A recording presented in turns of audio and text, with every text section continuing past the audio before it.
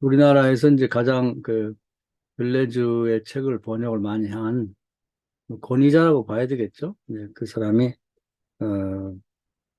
그 이제 개론서 비슷하게 쓴 건데 강의를 한 것을 이제 이렇게 녹취했기 때문에 조금 뭐 이렇게 일목요연하게 정리는 안 됐지만 상당히 도움은 된 것 같아요. 예, 그래서 기회가 되면 한 번 더 보시면 좋겠고 오늘은 이제 이분이 그 들레즈에 관심을 가질 때 제일 먼저 읽었던 영향을 줬던 책이 들레즈 커넥션이라는 책인데 그 책의 내용을 갖고 이제 핵심을 얘기하면서 오늘 마지막 강의를 하고 있습니다. 그래서 이제 우리 커넥션이라고 그러면 이제 우리가 뭔가 이렇게 다른 것과 연결되는 또는 뭐 네트워크가 되는 이런 걸로 생각하는데 이 커넥션을 프랑스에서 들레즈가 사용할 때는 이제 종합이라는 의미로 썼다. 이렇게 얘기를 하고 있습니다.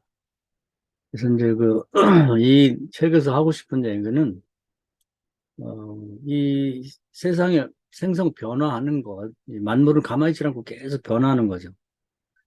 그래서, 헤라크레이토스에서부터 이제 운동이 중요하다. 그랬는데 그것이 쭉 그런 어떤 철학의 흐름이 쭉 있었고, 니체에 와서는 그 운동을 그냥 운동이라는 말을 좀 심화시켜서 영겁회귀라 이렇게 말을 했죠. 그래서 같은 것들이 계속 반복된다. 이 만물은 이제 그러니까 모든 만물이 가만히 있지 않고 계속해서 생성 변화를 하는데 특이한 것은 사람에게서 사람이 나온다는 거죠. 그게 신기한 거예요. 또 철쭉과 그리고 진달래는 비슷하지만 달라요. 그럼 이제 내년에도 또 철쭉에서는 철쭉이 나오고 진달래는 진달래가 나오거든요. 어, 그래서 이제 사람들이 침팬지에서 뭔가 뭐 진화론자들이 사람이 나왔다고 주장을 하면서 뭐 99%가 뭐 99.9%인지 하여튼 뭐 침팬지하고 사람하고 유전자가 같다고 하는데 절대로 그 사람에게서 침팬지가 나오거나 침팬지가 사람이 될 수는 없어요. 영겁회귀라는 거죠, 그게. 염소는에서는 염소가 나오고 양에서는 양이 나오고 억지로 교배를 시켜갖고 이상한 걸 만들어내지만 그 다음 단계로 이게 새끼는 못 낳습니다. 새끼는. 그냥 거기서 끝나는 거죠. 이건 일시적으로 뭐 억지로 교배를 해서 만든 거지. 다음 단계에 뭐, 예를 들면은, 사자, 호랑이, 뭐, 그래, 라이거, 뭐, 이렇게 해서 만들어내서 새끼가 한 번 나올 수는 있지만, 유전자 조작을 통해서, 그것들이 또, 라이거 같은 것이, 예, 뭐, 또 임신해서 또 라이거 같은 게 나오지는 않는다는 거예요. 우리 영겁회귀라는 게 이제 그런 걸 얘기하는 거예요. 그걸 얘기를 했는데, 음, 이 들레즈는 이제 그걸 하나 더 이렇게 심화시켜 본 거죠. 그 속을 들여다본 거예요. 마치 아리스토텔레스의 인식론을 칸트가 더 속을 들여다보고 프로세스를 봤죠. 그래서 인식 능력과 인식 대상하면서 이제 보다 더 심화된 철학을 얘기를 했는데 이것도 똑같은 거죠. 그래서 영겁 회귀, 리체의 영겁 회귀를 이 양반 차이와 반복이다 이렇게 설명을 한 거죠. 반복되는 것이 이제 영겁 회귀인데 그러나 똑같은 게 반복되는 거 아니고 항상 차이가 있는 거죠. 예를 들면 장미에서 장미가 나오는 건 분명한데 작년에 장미에서 새로 올해 난 장미는 장미인 건 확실하지만 차이가 있다. 조금 다른 거지. 똑같을 수는 없는 거예요. 노란 장미에서 노란 장미가 나오는 건 분명한데 노란색이나 그 형태라든지 여러 가지가 다르다 이 말이에요. 그 차이를 본 거예요. 또 뭐 A, B라는 남자, 여자가 만나서 결혼해서 애를 낳는데 이게 틀림없이 그 두 사람에게 내게 나오는 건 사실이지만 조금 다르다. 어, 뭔가 차이가 있다. 이런 식으로 이 생성 변환 세계를 조금 더 심화시켜 봤다. 별거 아닌 것 같지만 이게 엄청난 차이가 있는 거죠. 인식론의 인식이라는 말 속에 인식 능력과 대상. 이게 엄청난 차이가 있는 거예요. 철학에 큰 변화를 일으키는 것처럼. 예, 그렇게 보면 됩니다. 그래서 이제 오늘 이 커넥션 얘기는 그 세 가지를 얘기를 해요. 그러니까 차이와 반복으로 설명된 그 내부를 들여다보는 겁니다. 어떠한 프로세스를 통해서 차이와 반복을 해 나가는가 하는 얘기입니다. 더 깊은 데를 들여다봤다고 봐야죠. 그래서 이제 거기 보면 뭐 연결, 어, 그리고 분리종합 뭐 이런 식으로 우리말로 설명하고 또 뭐 프랑스 말로는 뭐 커넥시옹, 또 디스콩시옹, 콩시옹 뭐 이런 말로 설명하는데 뭐 그 프랑스어를 뭐 굳이 기억을 안 해도 되고 이제 우리말로 잘 설명이 돼 있으니까 그래서 연결과 분리와 종합 이런 식으로 네, 설명을 하고 있습니다. 그래서 이렇게만 해놓으면 어렵죠. 그리고 이게 따로따로 떨어지는 걸로 이해가 안 되고 그리고 이원론적 차원에서 보면은 항상 에, 그 정반합으로 이제 우리 사고가 고정이 많이 돼 있어요. 그래 그런 식으로 이해를 하려고 하는데 그게 아니라 이게 이제 리좀이라고 하는 지난번 공부한 것도 비슷한데요. 예를 들면 그 사람이 이렇게 남자 그러니까 여자와 만나서 정자와 난자가 만나서 이제 이렇게 에, 어떤 사람이 될 때 처음에는 남자와 여자 구별이 없다고 그래요. 근데 어떤 외부적인 환경이나 뭐 여러 가지 어떤 요인에 의해서 예, 남자가 되든지 아니면 여자가 된다는 거죠. 예, 그렇기 때문에 이제 그걸 처음에는 이게 잉태가 됐을 때는 남자인지 여자인지 알 수가 없고 결정이 안 된 상태라고 그래요. 그 리좀의 상태가 이렇게 될 수도 있고 저렇게 될 수 있는. 그런데 이제 이 오늘 이 커넥션과 관련을 시켜서 바라보면 그 애기 씨가 이렇게 착상이 됐을 때 그것은 갑자기 어디서 뚝 떨어진 게 아니라 아빠와 엄마와 연결이 되는 거예요. 그래갖고 그 연결 상태에서 애기 씨가 형성돼서 자라고 있는데 그 이제 뭐가 될지는 이제 몰라요, 거기는. 머뭇 하고 있는 상태인데 어느 순간에 그런 이제 이 들레지 철학에서 이게 번역된 거 제일 어려운 용어가 난 강도라고 생각해, 강도. 우리 그냥 강도라는 말을 처음 들었을 때도 굉장히 에, 생소하기도 하고 뭐지? 뭐 강도라는 걸 한글 찾아보면 뭐, 뭐 여러 가지 의미가 있잖아요.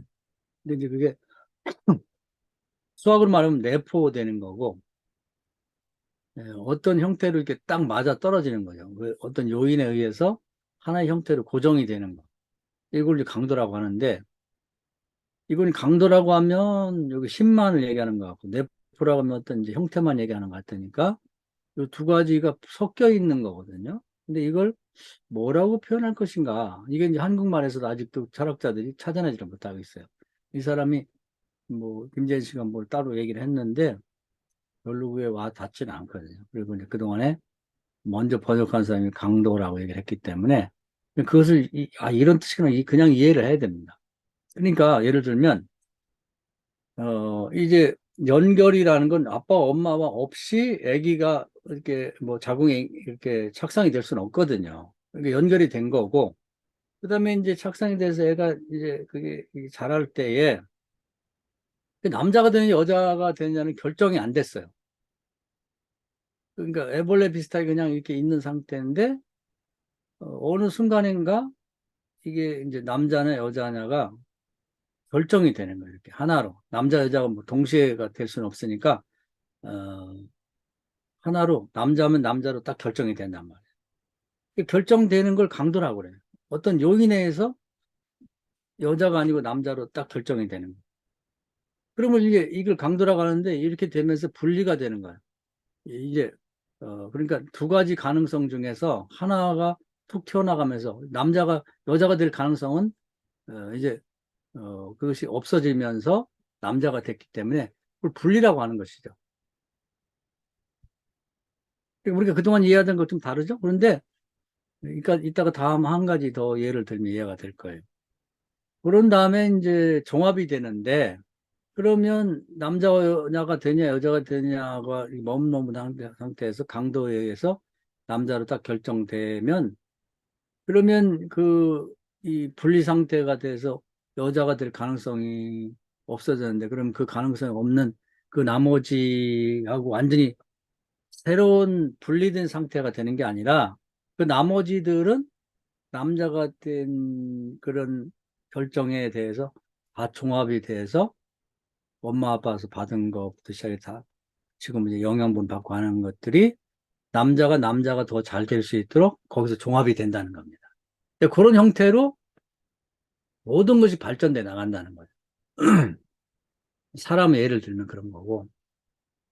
또 그 이제 이 생물뿐 아니라 세상 다른 일도 마찬가지. 지난번에 우리가 박정태 씨 텔레비전 철학사 보면서 한번 설명한 일이 있습니다만은 예를 들면 이제 연극을 얘기를 해보면은 연극이 되려면은 뭐 이제 연결이 되는 거죠. 시나리오라든지. 그 시나리오도 뭐 갑자기 뭐 시나리오라는 거 없다가 생긴 게 아니라 시나리오라는 역사가 있고 그럼 여러 가지 참고에 의해서 시나리오가 작성이 되고 무대도 만들어지고 또 뭐 의상도 만들어지고 그리고 뭐 배우들도 이제 피택이 선택이 되고 이렇게 해서 이제 무대에 올려서 끊임없이 연습을 하잖아요. 그러니까 그게 뭐하고 똑같냐면 다른 것과 연결되어서 이제 이 연극이 이제 이렇게 돼보고 저렇게 돼보고 캐릭터도 바꿔보고 막 쭉 하다가 그 이제 리듬 상태예요. 머뭇 하는 상태에 있다가 어느 순간에 이제 감독이 계속 연습을 수십 번 하다가 됐어.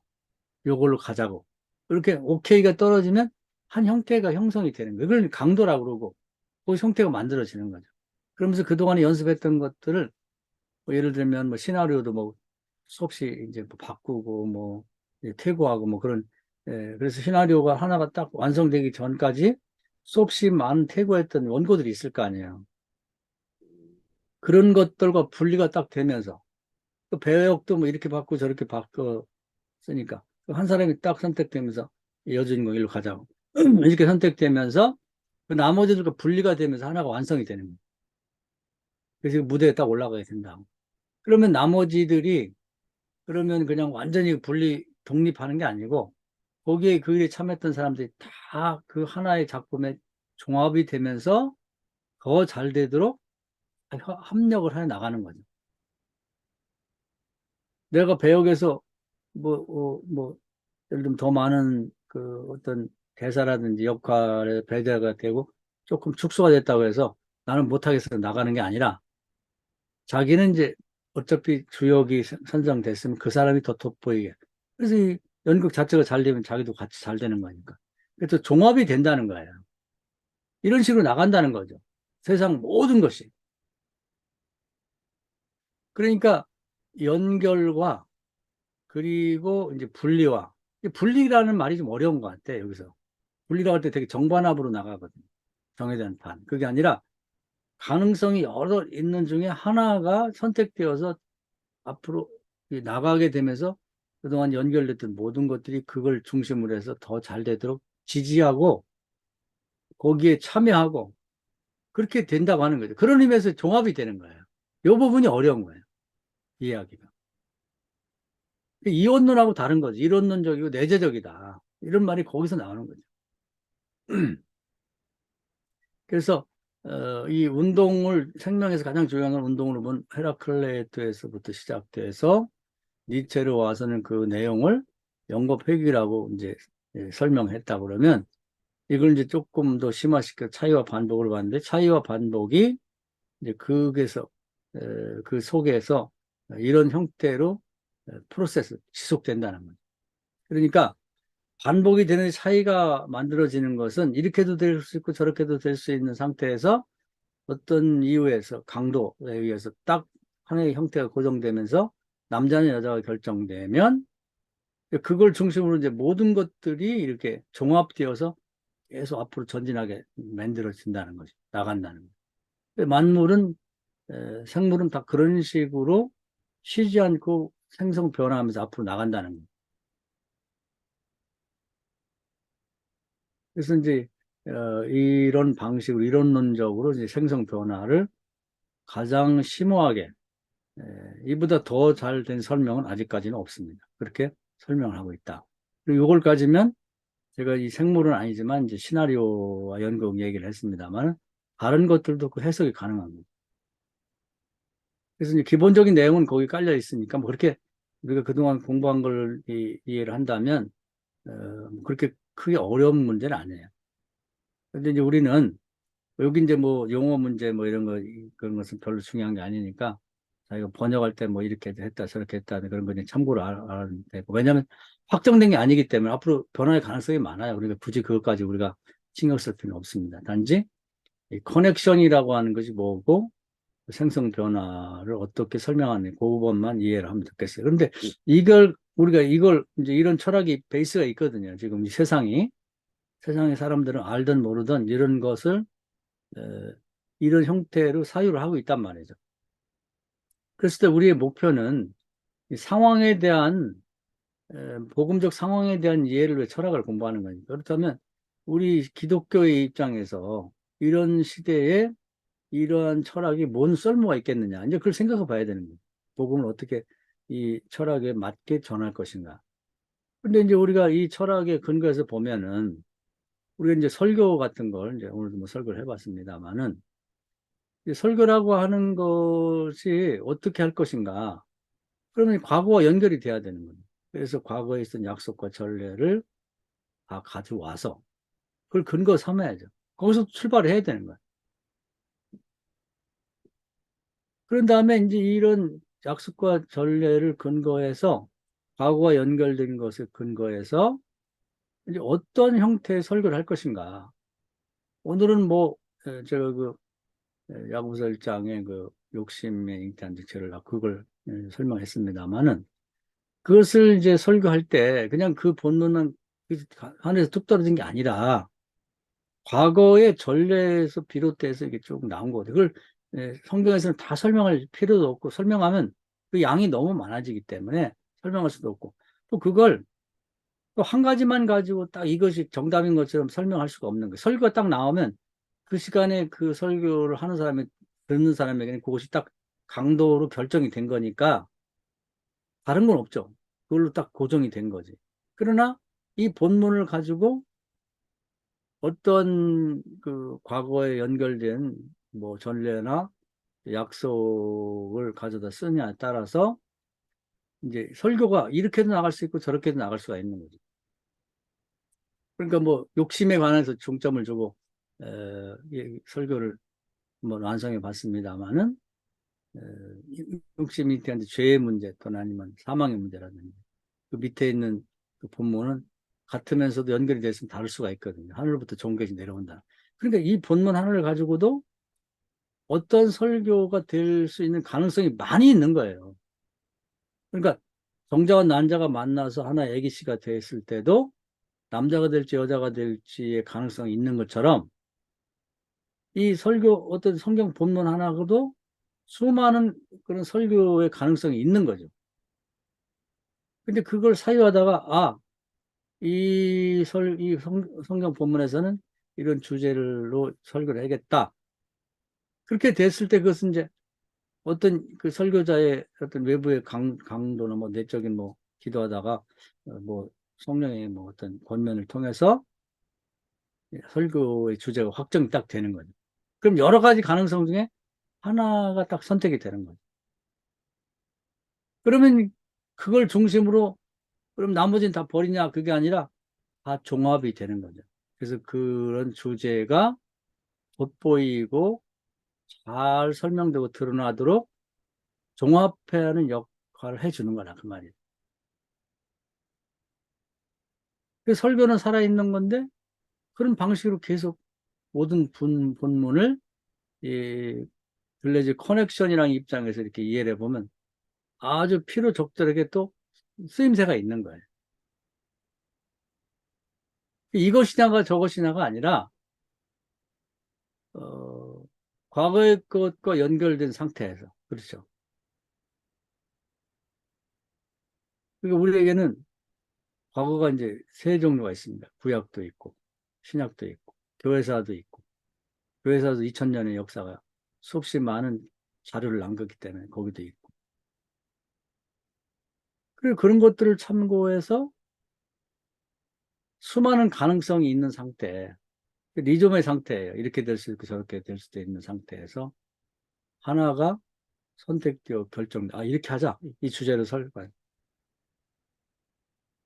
그것이, 그러면서 나머지들이, 뭐, 그 푸코는 이제 뭐 선택과 배제 이렇게 했는데, 배제되기보다는 들레지어 철학에는 나머지들이 분리가 됐다는 얘기는 배제됐다는 게 아니라 나머지 가능성 중에 하나가 선택되고 나머지는 그냥 그 밑에, 어, 가라앉아 있다고 그럴 거예요.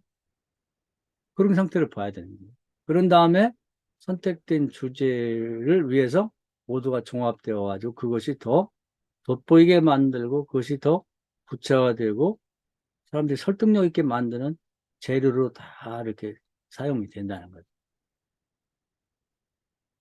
그래서 오늘도 뭐 욕심이라고 하는 것이 뭐냐고 하는 그 주제를 중심에 뒀다면 그 다음에 나머지 앞에 부분은 이제 이미 뭐 삭제가 돼 있다고 그럴까요? 뭐 언급되지 않은 부분은 앞에 있는 구약과 신약에 있는 전례를 가져다가 거기서 온 거니까요. 하늘에 뚝 떨어진 게 아니에요.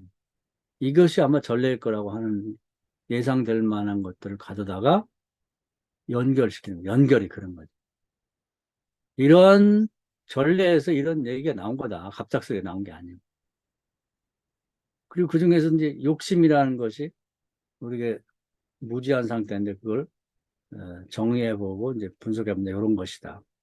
그러고 나서 이제 요즘의 얘기라든지 뭐 다른 얘기들을 추가시키고 아까 본문에서도 좋은 것은 하나님에서 온다. 두 가지 지식 중에 좋은 것은 하나님 것이다. 이런 것들과 연결시키면서 욕심이라고 하는 주제가 더 선명하고 더 돋보이게 만드는 그런 종합으로 이루어진다는 것이죠. 그럼 설교론이, 설교론이라는 말이 뭐 너무 이론적인 론이라는 말이 싫습니다만은, 아, 설교 이렇게 하면 되겠구나. 그보다 더 좋은 설명이 없잖아요. 그래서 이제 그런 식으로 이제 커넥션, 이 들레지 커넥션을 복음적 상황에 복음을 전하는데 활용이 되면 좋겠다 하는 얘기고요.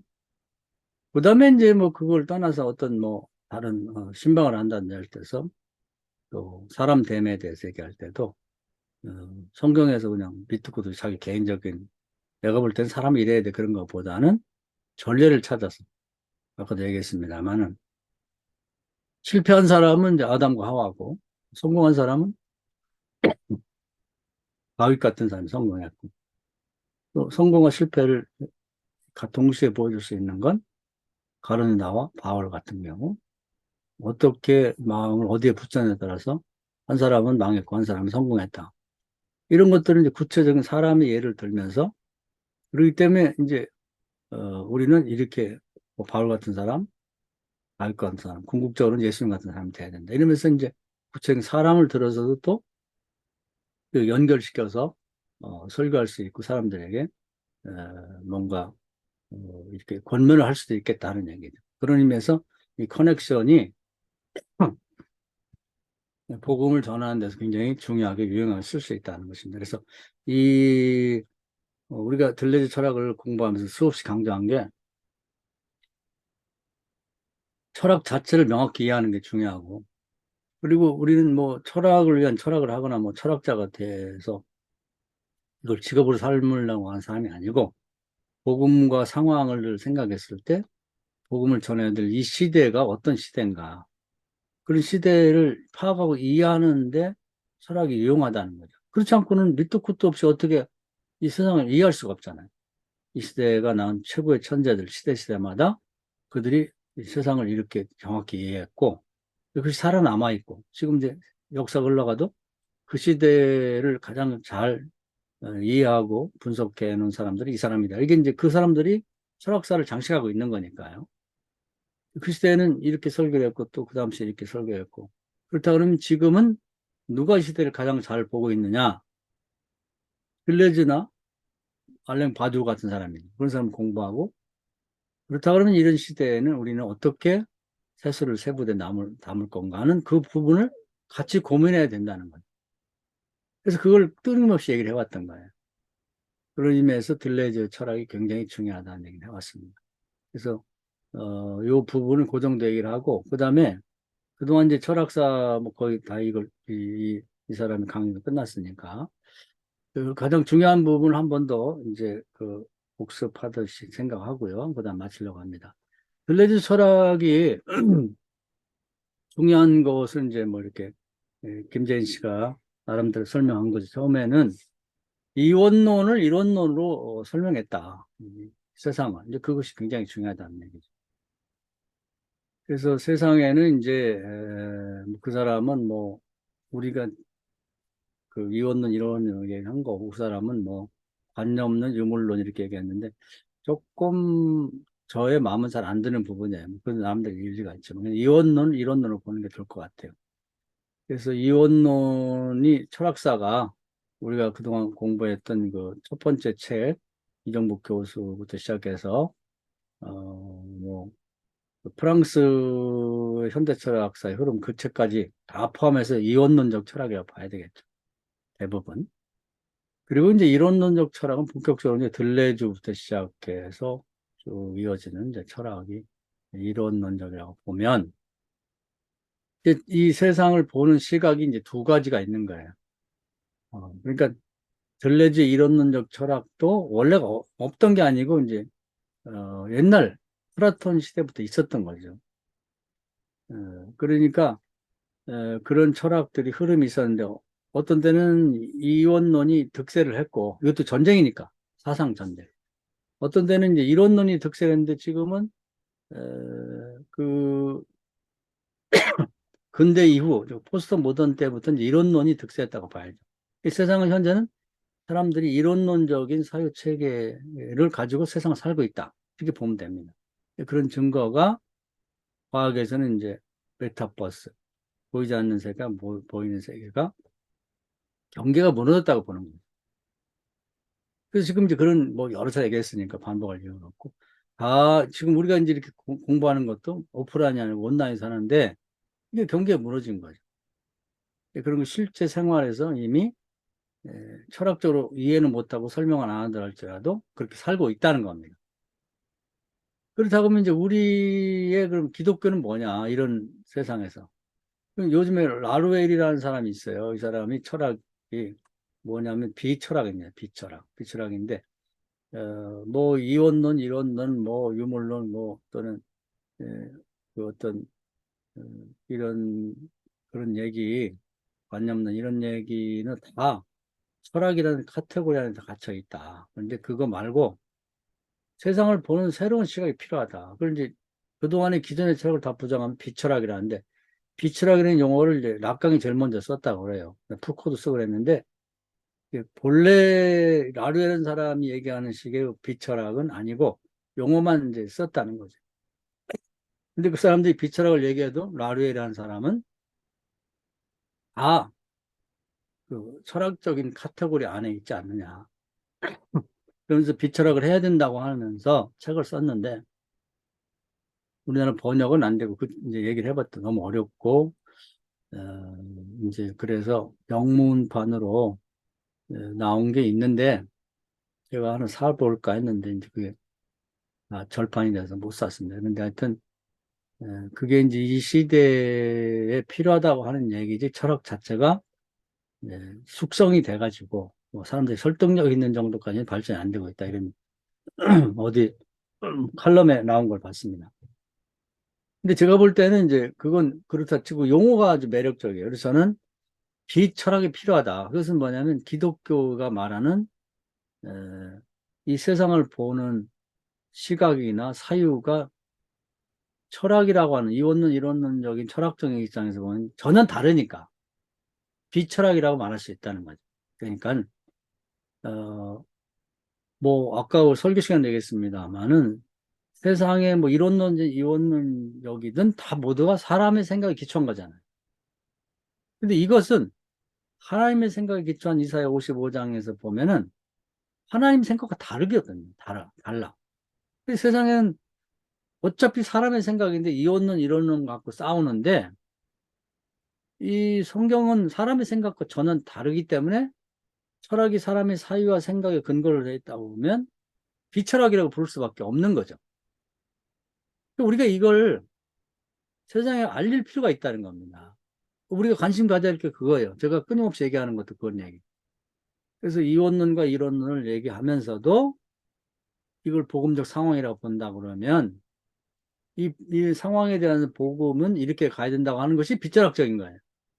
예를 들면 이제 들레즈의 공로를 얘기할 때 이원론적 세상을 보는 시각이 이원론적, 이론론적으로 바꿨다고 얘기를 했을 때 이제 이것이 이제 시대적인 어떤 큰 흐름이 대세가 됐단 말이에요. 그래서 과학에서 메타버스가 됐는데, 그럼 기독교 입장은 뭐냐?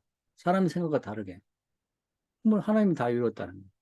그래서 보이지 않는 하나님의 세계, 영적 세계와 보이는 육신의 세계, 사람의 세계가 이미 그 시작은 아담 때 이제 하나님하고 이렇게 간격이 생겨가지고 차단이 됐다가, 어, 시범적으로 이제 구약 시대 성막 때부터 하나님이 지상에 내려오셔서 지성소에 아주 그 특정한 사람들에게만 이스라엘 백성에게만 경험됐지만 지상에 내려오셔서 거주하셨다. 그런 것들이 이제 예수님 오셔서 이 인간의 그 어떤 죄를 대속하면서 휘장이 찢어지고 하나님 나라와 세상 나라가 하나가 됐단 말이에요. 그 성령 임한 곳에서는 그 경계가 자체 없어졌죠. 휘장이 무너져. 실제는 다 무너졌는데 실제로 그것이 현실에서 가능하게 가능하게 만드는 건 성령 임재 안에서 가능하다. 그래서 이제 요한복음 3장에도 보면 성령이 아니고는 천국을 하나님 나라를 볼 수도 없고 들어갈 수도 없다. 지상에서부터도 천국 생활이 가능한 거죠. 성령 임한 형태에서는. 그래서 이제 이 시대가 아까 얘기한 대로 과학적으로 이제 메타버스고 철학적으로 이론론이라 그러면 성경은 비철학적 입장에서 영적 세계와 육신의 세계가 하나로 통합이 됐다.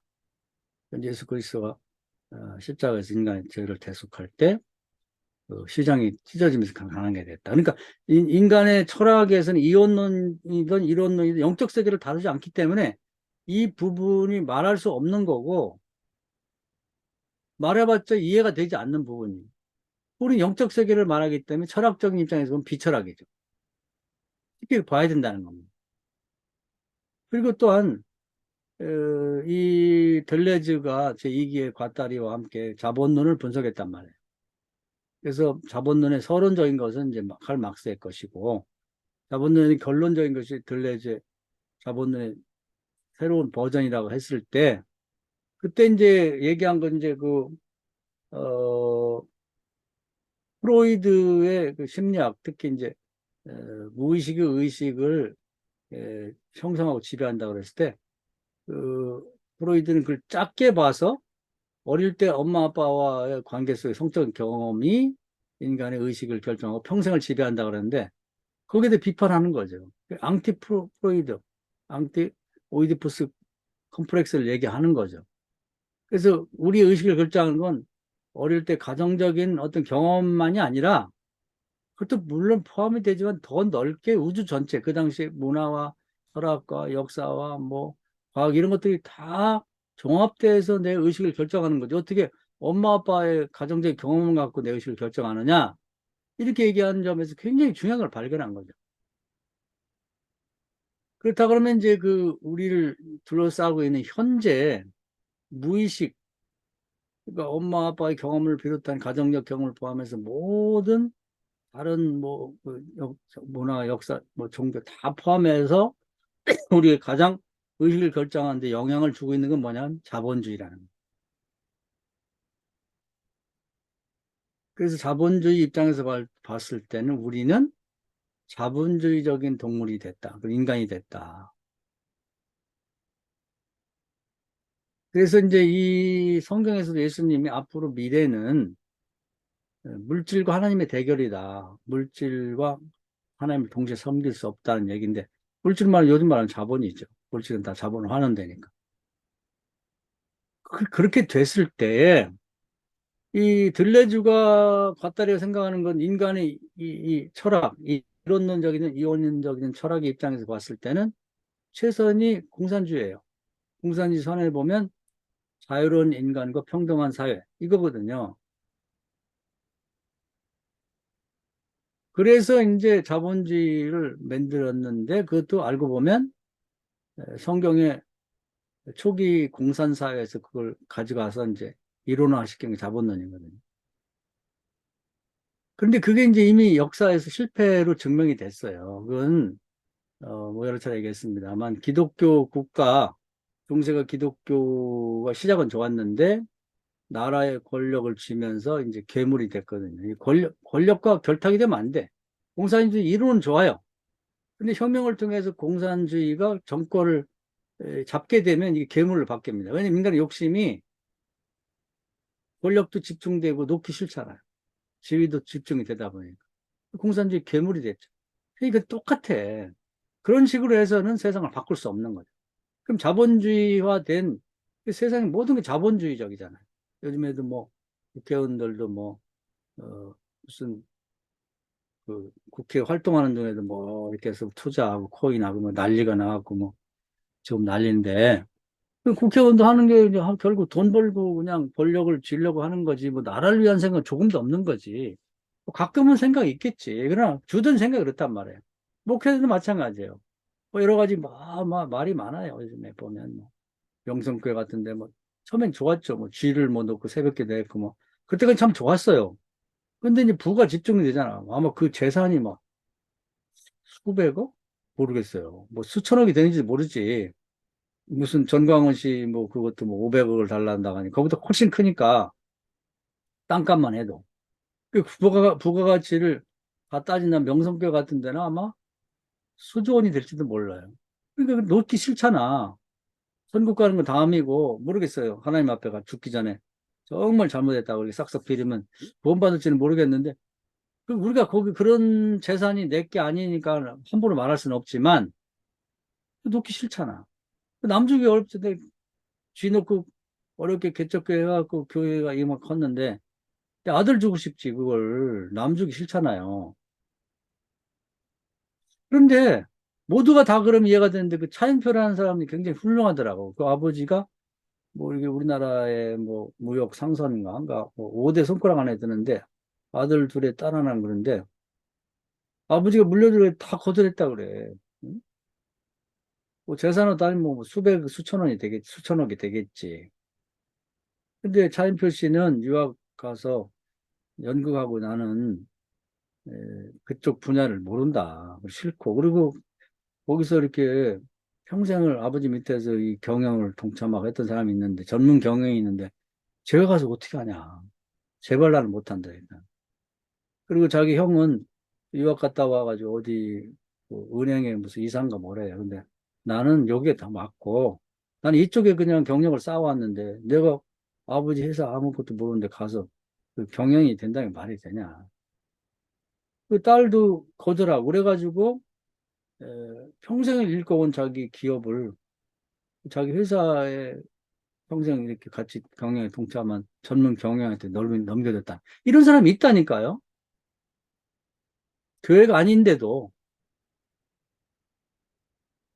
그러니까 하나님 앞에 가서 할 말이 없는 거예요. 뭐 예를 들어서 이 아까운 걸 내가 어떻게 물려줍니까? 내 자식 아니고 누구한테 아까워서. 야, 이놈아 같은 기독교인지 목사도 아니고 차인표 봐. 그 집 식구들.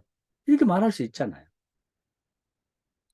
그러니까 이 자본주의 사회라는 것도 잘 못 가는 사람들은 볼 게 아니라 이 평균적으로 볼 필요가 있는 거예요. 잘하는 사람들. 그 숫자가 적어도.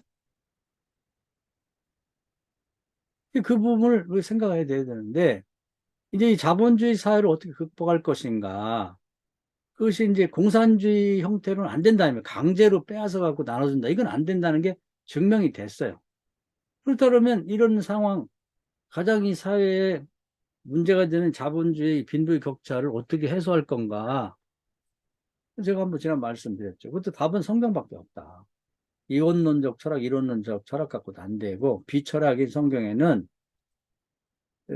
이 초대교회 그 공산사회가 아니라 11조 대도와 나눠줌의 제도를 통해서 흔들어 넘치고 대받고 쌀 것도 없도록 대받고 받아서 청지기의 역할만 정확히 가르쳐 놓으면 계속 나눠주고 다시 더 받고 하나님이 보장해 주는 거예요. 다시 받고. 계속 하나님이 일이 잘 되고 선교하고 뭐 교회 직관이 잘 되도록 하나님께 바치면 하나님이 쓸 만큼 쓰고 또 나눠 다른 이웃을 내 쓰게 만들고 하나님의 나라를 대받게 하고 이 두 가지 제도를 통해서 끊임없이 하나님과 소통하면서 이 자본주의를 극복할 수 있다는 거예요. 이건 권력을 독점할 이유도 없는 거예요. 개인이 하면 되니까. 그런 방식을 우리도 연습하고 자본주의를 극복할 수 있는 방법을 성경에서 찾아서 이원론적, 이론론적 철학과 관계없이 영적인 세계에 관련해서 비철학적인 입장에서 가르칠 필요가 있다는 거죠.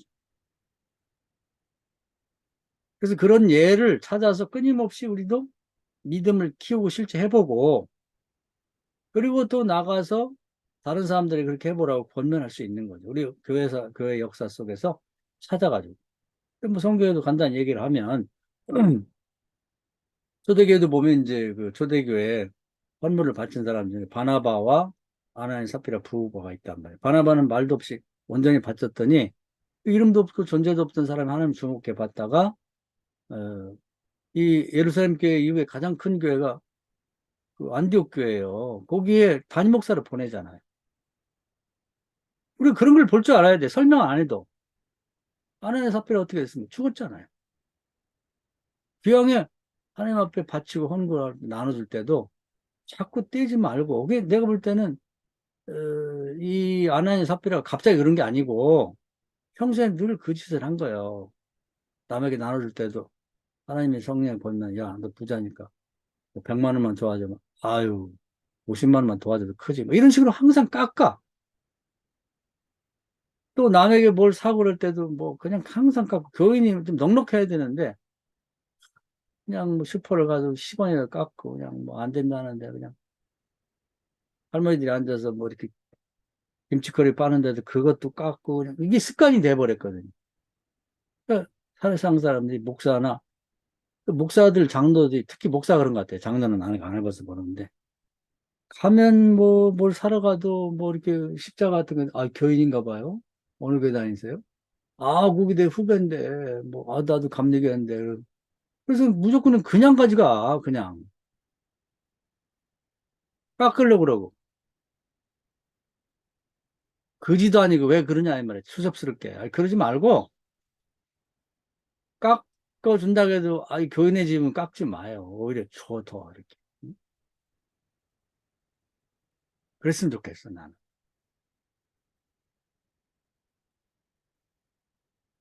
그냥 주면은 되돌아온다고요. 되돌아온다고. 온전하게 바치면은 쌀 것을 주신다는 믿음을 키우자고. 개인이 할 수 있게.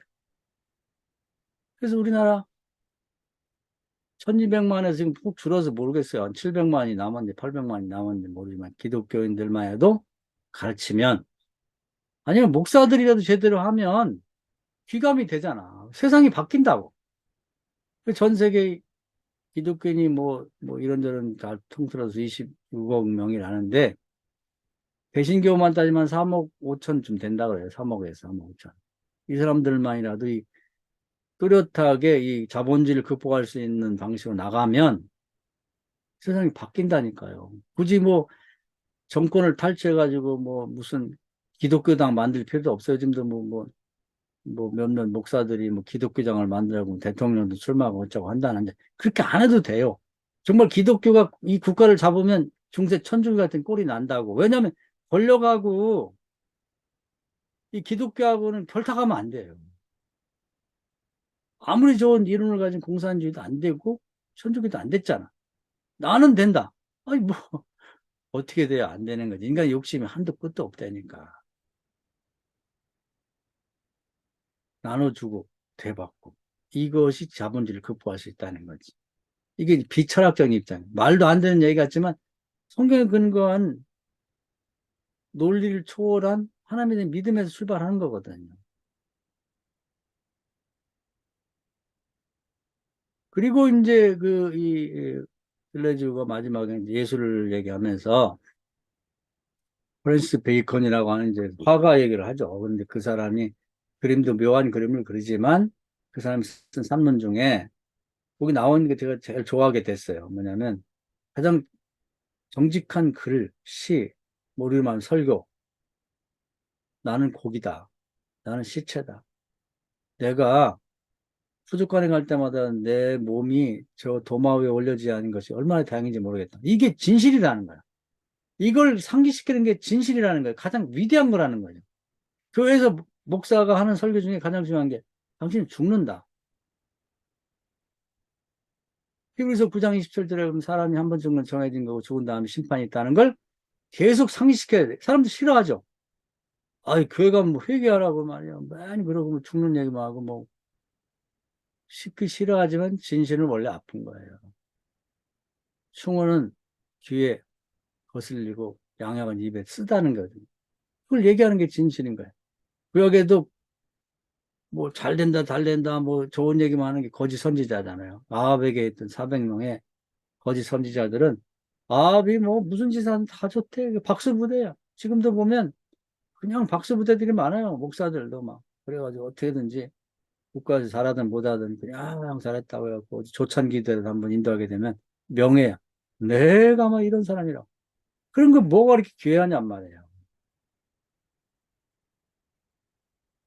우리는 회개를 강조하고 죽음과 심판을 끊임없이 얘기를 해줘야 되는 거예요. 현재에서 잘 먹고 잘 살고 그게 무슨 필요가 있냐고. 그리고 그 자본주의 사회 속에서 나누지 않고 계속 쌓아놓은 사람 예수님 하신 말씀 있잖아요.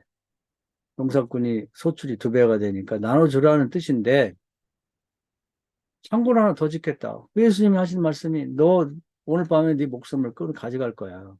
너 죽어 임마 이 얘기거든요. 그럼 네가 그 창고 져놓고 사는 거 누구 거지 되겠느냐. 우리는 사실은 우리는 뭐 모르겠어. 우리 목사님들은 뭐 유산이 있는지 모르지만 앞으로 무슨 이유에 유산이 생겨도 다 나눠주고 가요. 자식들 조금 남겨놓으면 다 의가 산. 저희 시골에 가면은 우리 집도 뭐 의가 형제들이 이렇게 상했습니다마는 뭐 이 땅도 있고 그런지 다 의가 상해서 다 의가 상해. 다 원수되고 명절 때도 왔다 갔다도 안 하고 말이에요. 완전히 의 끊고 산다고. 그러면 이 유산이 마귀 역사가 심하다고. 우리 정신을 바짝 차리고 살지 않으면 안 됩니다.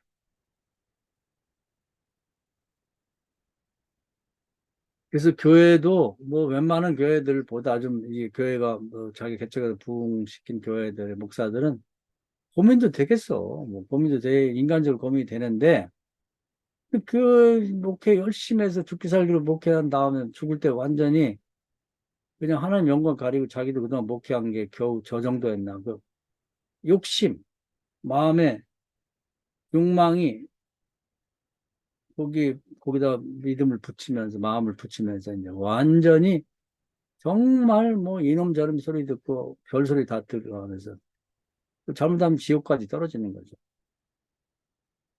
그래서 이 들레지 얘기처럼 우리 죽음을 얘기해 줘야 되고 또 심판을 반드시 얘기해 줘야 돼. 죽음 심판. 죽음은 뭐 철학에서 얘기할 수 있지만 심판 문제는 기독교 비철학이 아니고는 어디 철학에서 이원론이든 이론이든 심판을 얘기해요? 얘기할 수 없잖아. 그래서 이제는 비철학적인 입장에서 근데 이제 철학을 다 알아야지만 비철학도 이제 얘기할 수 있는 거예요. 이게 섞여버리면 안 돼요. 충분히 이론론 철학을 기본을 알든 모르든 이해하고 있는 사람들에게 우리가 어떻게 비철학적인 입장에서 성경에 근거해서 역사를 볼 것이며 이러한 삶의 어떤 지침을 마련해 줄 것인가. 그리고 그 신뢰가 있어야 되는 거예요. 성경에도 있고 교회사도 있는데 우리도 있어야 돼요. 우리가. 그리스도를 본받고 배우고 따르라고 하는데 이런 것이 정리가 안 되면 용어만 있는 거예요. 그래서 실제로는 전혀 예수님하고 관계도 없이 사는 사람들이 입만 열면 예수의 마음으로, 예수의 눈으로, 예수의 키로 삽시다. 예수를 본받고 배우고 따라갑시다. 자기는 꼭 그렇게 사는 사람 같아. 근데 어떻게 해야 될지를 자체를 몰라요. 예를 들면 욕심이라는 단어 자체도 모르는데, 욕심이 형태하는 죄가 장성한 사망을 낳습니다. 여러분, 욕심을 주의하십시오. 욕심은 용어 자체를 모르는데, 그래서 이런 점을 우리가 아주 정확히 정리를 해가지고 세상에도 알리고, 이건 철학적인 입장이 아니죠. 그건 철학은 사람의 생각에 기초한 거니까, 사람의 생각에 기초한 그러한 이제 어떤 가치 체계라고 할지 신앙 체계를 세상에 알리고, 우리가 먼저 살아보면서 우리도 확신을 해야 되죠. 이게 정말 맞아? 이게 되는 거야? 우리 교인들에게 가르치고 그것이 스스로 행하면서 체험하게 만들어야 된다. 죽는 순간까지도 경험이 가능하도록.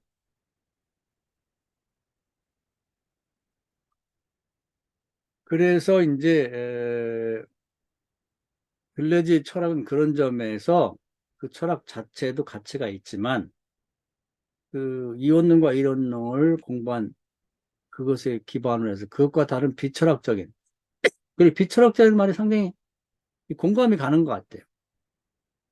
이 세상 역사도 경제사냐, 뭐, 정치사냐, 뭐, 이런 거 갖고 싸우는데, 그건 이제 세상적인, 그 철학의 입장에서 어떤 철학적인 입장에 그 역사를 보냐에 따라 이제 역사 철학이 달라지니까. 우리는 성경적인 역사를 비철학적 입장에 보자는 거예요. 세상을 또 그런 시각으로 보자고 하고 봐야죠. 뭐, 하이데거도 이제 철학자면 결국은 이제 신학자였었는데, 우리가 철학을 위한 철학만을 할 것이 아니라, 어떻게 철학이라는 걸 복음적 상황을 이해하고 비철학적인 입장에서 일단 논리가 없으면 안 되죠. 성경에 기초한 논리가 분명해야지. 누가 들어도 그거 맞다. 부정하기 어려운 거지. 그래서 제가 뭐 앞으로 산문을 쓰든 뭐 소설을 쓰든 뭘 글을 써도 어, 마술적 니얼리즘, 뭐 만미의 마술적 니얼리즘이 아니라 신앙적 니얼리즘. 안 믿는 사람이 들어도 이거 진짜 같은데 이거 진짜 아닐까? 이런 의식을 갖게 만드는, 믿는 사람이 들으면 그렇지 이렇게 되는 그런 글쓰기, 그런 설교가 필요하다는 생각이 들었습니다. 그래서 오늘은 이제 이 철학 김재인 씨의 철학 개론, 둘레즈 철학 개론을 마무리하면서 종합적인 얘기를 드렸어요. 그래서 그런 점에서 이 책이 그 철학 그 자체의 설명도 그런 대로 잘했지만 이 철학을 기초해서 비철학적인 입장에서 우리 기독교인은 어떻게 여기에 대한 답을 마련할 것인가 하는 데면서 굉장히 좋은 아이디어를 준 것 같아요. 요즘 아이들은 뭐 인사이트란 말을 많이 하대. 근데 뭐 통찰을 줬다 그럴까요? 이제 그런 의미에서 상당히 뜻깊은 책인 것 같습니다. 저는 이거 방학 때든지 이제 오늘 말씀드린 이제 그 들레주 철학을 전반적으로 좀 이렇게 재구성해서 뭐 개론적인 책을 나눠서 한번, 그 전에 우리가 그 하이데거 개론서를 만든 것을 만들어 보고 싶고요. 그리고 이제 거기에 걸맞게 비철학적인 입장에서 자주 이제 비철학적인 얘기를, 용어를 쓰려고 그럽니다. 그래서, 그걸 한번, 지금 오늘 말씀드린 것처럼 이런 시대의 비철학적인 입장에서 이 세계 역사를 어떻게 볼 것인가, 그리고 기대를 어떻게 할 것인가, 거기에 또 우리는 어떻게 참여할 것인가, 그런 것도 하고, 그 다음에 오늘 얘기한 대로 이제 뭐, 이제 세 단계에 걸맞게 자본주의 어떻게 극복할 건가, 죽음에 관해서 어떻게 설명할 것인가, 또 이 이론적 철학이 지금 현재 어떤 형태로 드러나고 있는가 하는 것들을 좀 정리를 해보고 싶어요. 그래서 우리 같이들 노력해 왔으니까 그런 데 관심을 갖고 세미나 하든지 책을 써서 같이 한번 공부하는 그런 예정입니다. 자, 여러분이 들레 증인이라고 수고 많이 하셨고요. 뭐 세계에서 현재 가장 어려운 철학자 중 하나다 이렇게 보면 됩니다. 그런데 그래도 나름대로 이제 우리가 이해를 하고 넘어간 게 너무 다행이고, 이제 나가는 길에서 보면 이 들레지 철학의 어려운 이유를 이 사람이 얘기를 합니다. 철학사 전체를 알아야만 이해할 수 있도록 돼 있다. 그런 사람 다 안다고 전제하고 막 불친절하게 막 써댔기 때문에. 그리고 문학을 좀 알아야 돼. 우리 다행히 문학을 지금 뭐 한 35년 가까이, 30년 이상 가까이 꾸준히 해왔기 때문에 기본적인 책은 다 읽었기 때문에 와 닿죠. 뭐 그렇기 때문에 어느 정도 이해가 가능한 거지. 문학을 전혀 모른다, 예술을. 또 성경을 전혀 모른다. 뭐 철학도 이론론, 이론을, 철학사를 공부 안 했다. 그럼 이해 못 합니다. 100번 읽어도 이해가 안 되는 겁니다. 왜냐면 철학사를 한 명 한 명을 정말 심도 있게, 뭐 우리 뭐 공부 많이 한 분들을, 나는 그래서 김성호 목사도 그렇고, 김민정 목사도 그렇고, 스터디급을 해보라는 거예요. 아마 김지성 목사님은 나는 학교 다닐 때 이미 뭐 이원능 철학사를 뭐 3,000번을 리프레이를 해봤는데, 김지성 목사님도 뭐 그 정도 지금 했을 거예요. 또 가르치고, 또 가르치고, 또 가르치고. 가르칠 때마다 또 새롭거든. 평생을 가르쳐 봐야 돼요. 그래서 아주 그냥 통으로 이해가 돼버려야 돼. 그래서 뭐 플라톤에 대한 얘기 나오면, 그거 뭐 이제 한 구절이 아니라 플라톤 전체가 얘기하는 것이기 때문에 정확하게 읽지 않은 부분, 그냥 뭐 이 얘기했으면 이런 얘기를 하려고 한 거지. 미루어 짐작이 갈 정도로 공부를 하지 않으면 이런 대철학자의 철학책을 읽을 수가 없어요. 그냥 막 써대니까. 그래서 철학사를 철저히 공부. 어차피 이제 철학에 손을 댔기 때문에 죽을 때까지 해야 되는데 설렁설렁 아무게 넘어가지 말라는 거죠. 그래서 좀, 뭐 사람들을 모아서 사역을 꼭 해가지고 끝을 보자고, 끝을. 그렇게 되기를 바라고, 한 학기 동안 엄청 수고 많이 하셨고, 여러분의 그런 노고에 대해서 고맙게 생각합니다.